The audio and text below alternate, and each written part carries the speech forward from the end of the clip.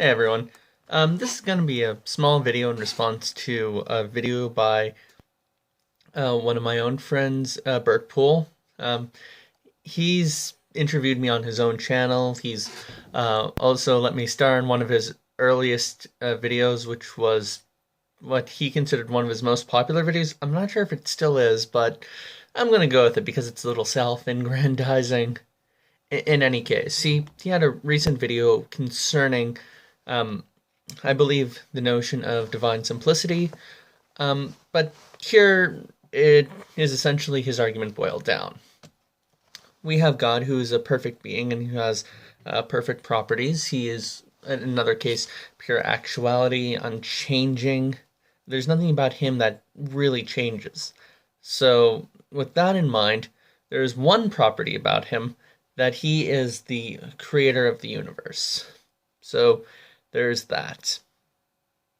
Now, if that is a quality, could that be a quality which could have happened otherwise? That is to say, could it have been different? If yes, then there's some potency there.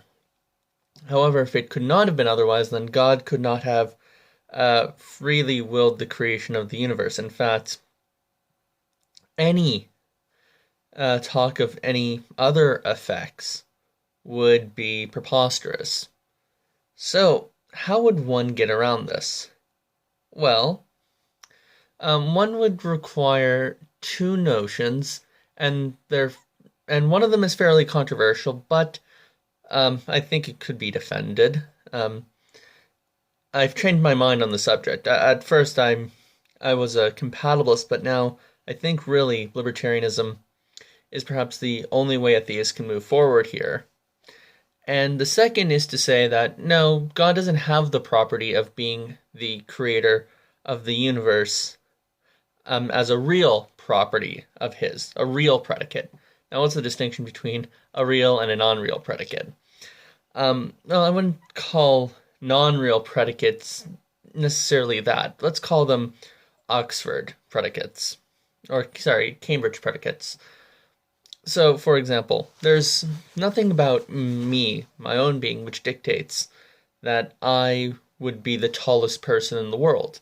However, if every other person in the world was shorter than 6 feet, I would be the tallest person.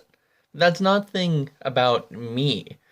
Being the tallest person is a property that's dependent upon the other beings which happen to be in existence. So, that's not a property of my own being that changes. Rather, that's something that's only quote-unquote changing relative to everything else changing. There are other properties of me that can change, but being the tallest person is not. But I do have the property of being the tallest person provided that no other person is 6 feet. That is a real property of myself, and it's conditional. So, we could say that God's real property is he is the creator of this universe if this universe were to come into existence, or if any universe were to come to existence, he would be the creator of that universe.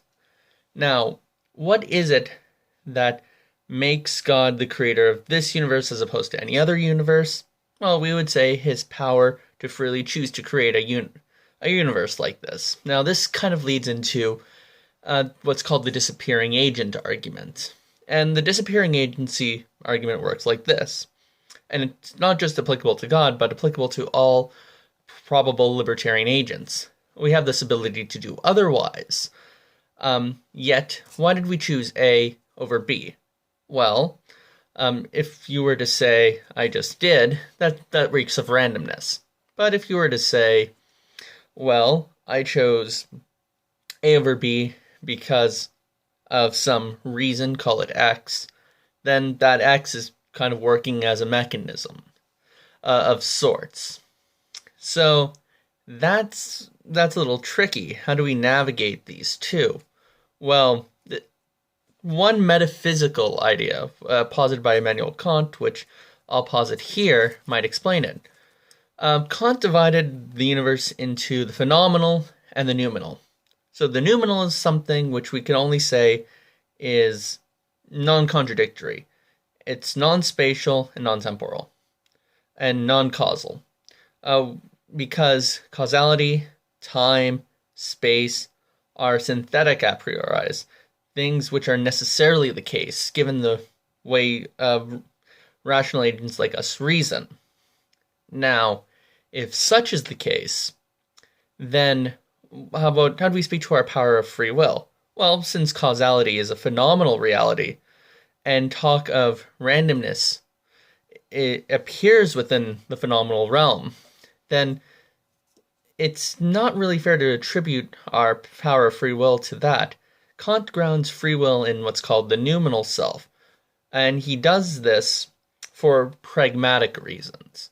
Now, whether you buy into those or not is irrelevant, but this seems like a fairly interesting way to go about it, and would render the options of the disappearing agent argument to be a category error.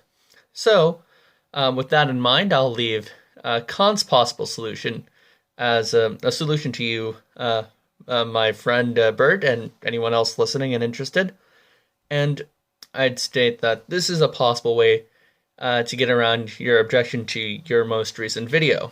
Rather than make a response to me, I'd ask that maybe we'd extend an olive branch and have a more personal discussion. I'd be very interested in that. Take care, peace.